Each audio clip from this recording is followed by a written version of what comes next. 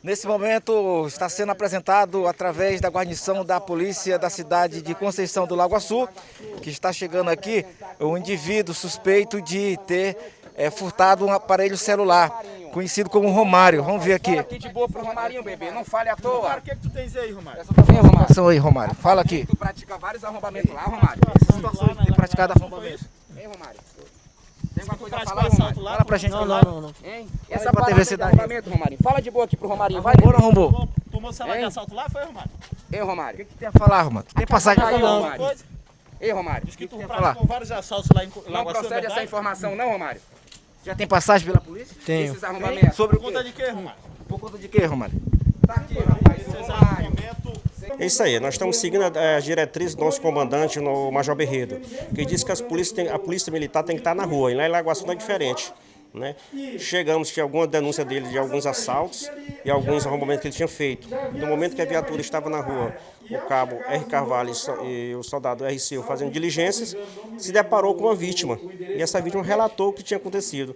E imediatamente os policiais saíram em perseguição e ele adentrou em uma residência, já estava debaixo da cama. Foi quando os policiais seguraram ele e trouxemos para a delegacia. Os produtos que ele levou.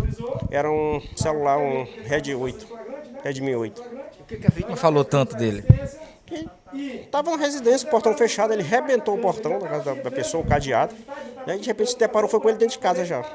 E pegou o celular dela e saiu correndo. No momento que a viatura ia passando, no momento conseguiu avisar a guarnição. Sargento, e a capivara aí do Romário? Aí, Romário era assaltante, depois se reconciliou, foi ser crente. Uma pessoa acreditou nele, deu um emprego para ele, conseguiu roubar essa pessoa que acreditou nele, né? E recaiu e começou a praticar assaltos. Estava tirando o sono da população.